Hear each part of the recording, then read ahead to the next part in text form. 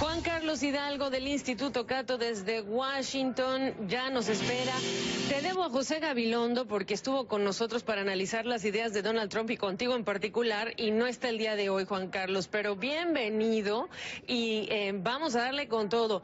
Estas ideas de Hillary Clinton, algunas no son nuevas para empezar y tampoco te está diciendo los cómo. No sorprende porque así sucede con muchas de las candidaturas o exposiciones de candidatos a la presidencia en este país. Pero, ¿qué es tu primera lectura sobre las ideas o las propuestas que dio esta tarde? Bueno, un plan que es una radicalización de las ideas que había presentado originalmente durante su precampaña presidencial, durante el proceso de nominación demócrata. Vemos que Bernie Sanders ha influido muchísimo en esta agenda económica, particularmente en el tema del salario mínimo.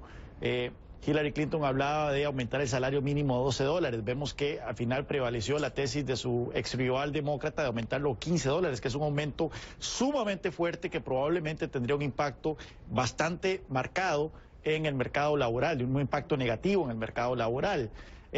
También vemos, así como estuvimos hablando el otro día con José, hablamos del tema de cómo Donald Trump iba a no pagar, sino cuál iba a ser el impacto que todas sus promesas de recortes de impuestos iban a tener en el déficit, puesto que no habló de recortes de gasto.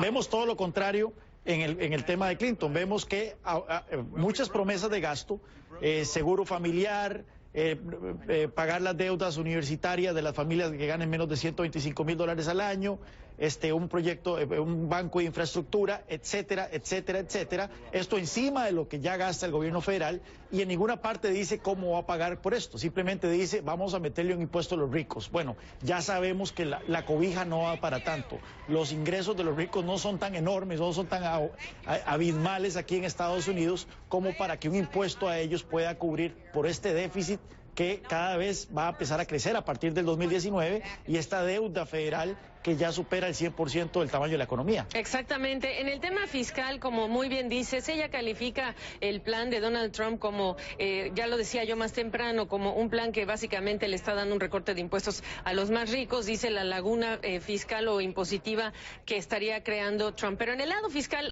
quiero enfocarme un poquito más, porque en ese momento que ya tenemos las dos nociones, porque realmente no son cosas muy específicas ni muy claras, en ese momento, ¿cuál es tu veredicto sobre quién le haría, no sé si decir el mejor beneficio o el menor daño en este momento a la economía y a la trayectoria de la economía? Y sobre todo si te pones a pensar en dónde se va a asignar el dinero, que eso es muy importante en estos tiempos, Juan Carlos. Mira, sinceramente, no sé, me dejaste en blanco, Gabriela, porque por un lado, simpatizo mucho con la propuesta impositiva presentada por Trump. O sea, yo creo en impuestos bajos, creo en simplificación tributaria, creo en desregulación y por lo tanto esos aspectos de su programa económico me atraen mucho, pero mi especialidad es el comercio internacional y me aterra las ideas de Donald Trump en materia comercial, sus amenazas de una guerra comercial con China, sus amenazas de renegociar el NAFTA, sus amenazas de imponer aranceles de manera discriminatoria a muchas importaciones que entran a Estados Unidos. Así que ese aspecto yo creo que totalmente neutraliza las cosas buenas de su programa económico. En el caso de Clinton... Perdóname que te interrumpa, pero te me fuiste al lado comercial y yo no había hablado todavía de lo de Hillary Clinton, el lado comercial. Yo te decía el lado fiscal, porque tú sabes muy bien que estamos hablando de programas de entitlement programs, los programas de seguridad social, Medicare, Medicaid, e incluso hasta el pago de seguro por desempleo con la estrategia que tiene Hillary Clinton. Ya decías tú que estamos hablando de cómo se van a pagar y de qué va a pasar con ese déficit y con esa deuda estadounidense, y en ese sentido me interesaba entender quién le haría menos daño a esas arcas, sobre todo en tiempos en los que hay que asignar y la economía está cambiando, está en transformación por la tecnología y la globalización y hay que asignar bien esos recursos públicos.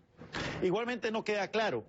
Si nosotros vemos entonces la propuesta de Trump es bajar masivamente los impuestos, pero no dijo absolutamente nada con respecto al gasto. A diferencia de otros candidatos republicanos en el pasado que siempre dicen, bueno, vamos a abolir una agencia federal o vamos a recortar el gasto por aquí y por allá, Donald Trump no dijo absolutamente nada sobre el gasto. Entonces la pregunta es, partamos de donde estamos en este momento. Sí. En este momento la trayectoria, según las proyecciones del Congressional Budget Office y otros entes, el déficit fiscal de Estados Unidos, que se ha reducido de 2 dígitos, estuvo en su momento como un 10-11% del Producto Interno Bruto, se ha reducido a menos del 3%, va a empezar a crecer de nuevo a partir del 2019-2020, principalmente por el efecto de la seguridad social y del Medicare, que son los programas que benefician a los adultos mayores en Estados Unidos, las pensiones y el seguro médico, y que ante el retiro de los baby boomers de la generación posguerra, Segunda Guerra Mundial, entonces va a empezar a crecer en su peso dentro del gobierno, dentro del presupuesto federal.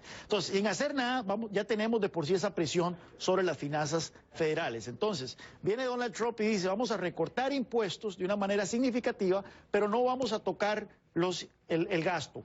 Bueno, entonces significa que ese desequilibrio va a aumentar. Puede ser que al disminuir los impuestos eso tenga un efecto virtuoso en la economía, en la inversión, y eso genere recursos. Pero creo yo que el efecto virtuoso va a ser limitado por el hecho de que los agentes económicos están viendo de que el déficit va a crecer, de que no hay reformas del lado del gasto, y por lo tanto eso va a hacer que se disuadan de hacer inversiones.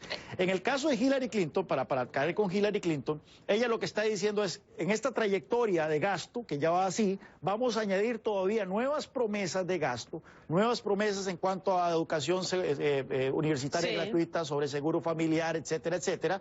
Y bueno, le vamos a meter un impuesto a los ricos que no especifica cuánto pretende recaudar, que sabemos que todas las proyecciones son muy modestas en cuanto a cuánto se le puede exprimir más a la clase pudiente de este país, y que por lo tanto entonces esto va a ensanchar todavía más el presupuesto federal bajo el plan económico de Hillary Clinton. Así que con los dos estamos condenados a un gobierno federal rumbo a la bancarrota en un eventual plazo. La pregunta es cuál de los dos va a llegar primero. Y menos proteccionista o más proteccionista. No sé si tengo tiempo para escuchar una parte, sí tengo, de lo que dijo sobre el TPP, pero también el comercio en general Hillary Clinton. Escuchemos y luego te dejo opinar.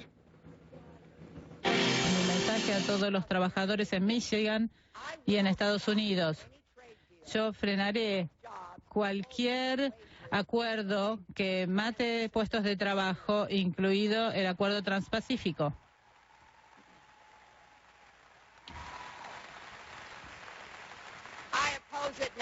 Estoy contra esto, lo estaré en contra después de las elecciones y como presidente. Juan Carlos Hidalgo, definitivamente es lo que el electorado quiere escuchar, se endulzan los oídos con Donald Trump y con Hillary Clinton cuando hablan de estos temas, pero cuán alejados de la realidad en muchos sentidos con estos pronunciamientos.